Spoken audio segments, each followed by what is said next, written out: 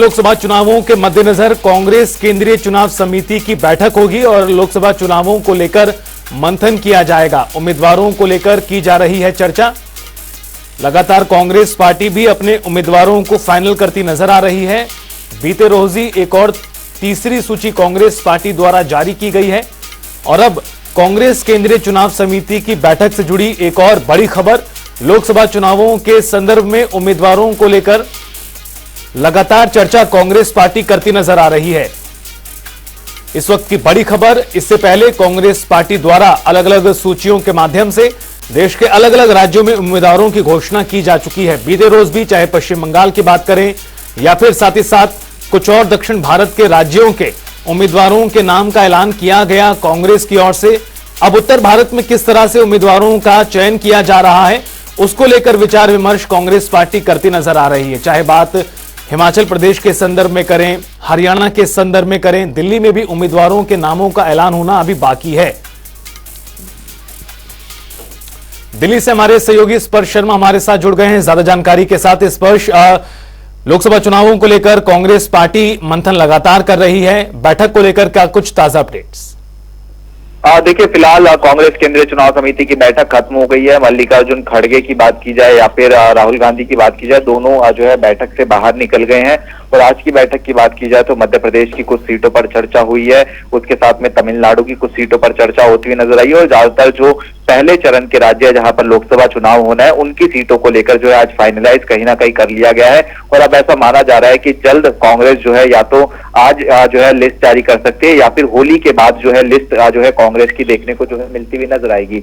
और खासतौर पर हम ये बता दें कि कांग्रेस ने अब अपनी जो स्ट्रैटेजी है वो कहीं ना कहीं लोकसभा चुनाव के संदर्भ में बदली है। और अब सीनियर नेताओं को भी ये कहा गया है कि वो आज जो है चुनाव लड़े। यानी मध्य प्रदेश के संदर्भ में अब जानकारी दे तो दिग्विजय सिंह, जो कि लगातार मना कर रहे थे कि वो चुनाव नहीं लड़ेंगे, उनको ये कहा गया है कि वो चुनाव लड़े।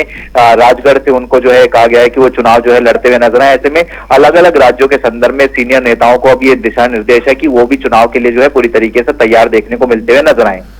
स्पर्श, जो आज की बैठक खत्म हो चुकी है, जिस तरह से आपने ताजा जानकारी दी है, पहले चरण के तहत जो मतदान होने वाला है उसको लेकर ही मंथन है या फिर अभी चूंकि उत्तर भारत के भी कई राज्यों में सीटों का ऐलान होना बाकी है, उम्मीदवारों का नाम का ऐलान होना बाकी है, उसको लेकर क्या कुछ जानकारी, चाहे हरियाणा की बात करें, हिमाचल की बात करें या फिर दिल्ली की भी?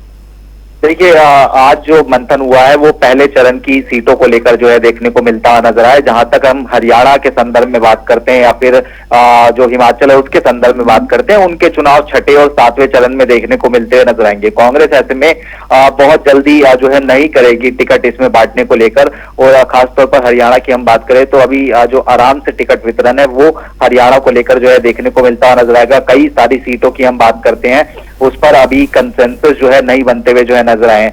कुछ सीटों पर कांग्रेस की हम बात करते हैं तो पैनल जो है कांग्रेस की तरफ से जो है बना लिया गया। यानी रोहतक की सीट की बात करें तो दीपेंद्र हुड्डा का नाम वहां से निकलकर सामने आ रहा है। सिरसा की सीट की बात करते हैं तो शीशपाल कहरवाल, कुमारी शैलजा, जनरल सिंह, ये नाम निकलकर सामने आते हैं। इसी तरीके से अंबाला से भी कुमारी शैलजा का नाम निकलकर सामने आता है। गुरुग्राम में कैप्टन अजय यादव की बात करें या फिर राज बब्बर की बात करें, उनका नाम जो है निकलकर सामने आता है। इसी तरीके से भिवानी महेंद्रगढ़ में रावदान सिंह, श्रुति चौधरी, इनका नाम निकलकर सामने आता है। लेकिन जो बाकी बची हुई सीटें हैं अभी उनको लेकर कांग्रेस की तरफ से पैनल जो है तैयार नहीं हुआ। यानी मंथन जो है वो लगातार जो है इस वक्त जो है देखने को मिलता हुआ जो है नजर आ रहा है। हरियाणा और हिमाचल के संदर्भ में अभी जो बहुत जल्द फैसला नहीं होगा टिकटों को लेकर, ये पुख्ता सूत्र जो है जानकारी दे रहे हैं। चलिए, बहुत बहुत शुक्रिया स्पर्श इस पूरी जानकारी को देने के लिए। तो आपको बता दें कि पहले चरण में जहां पर वोटिंग होगी, यानी जिन स्टेट्स में मतदान होने जा रहा है सबसे पहले 19 अप्रैल को, उनके संदर्भ में दरअसल सबसे पहले कांग्रेस पार्टी तस्वीर साफ कर देना चाहती है, वहां पर उम्मीदवारों की घोषणा कर देना चाहती है और इसी के मद्देनजर लगातार बैठकें भी हो रही है।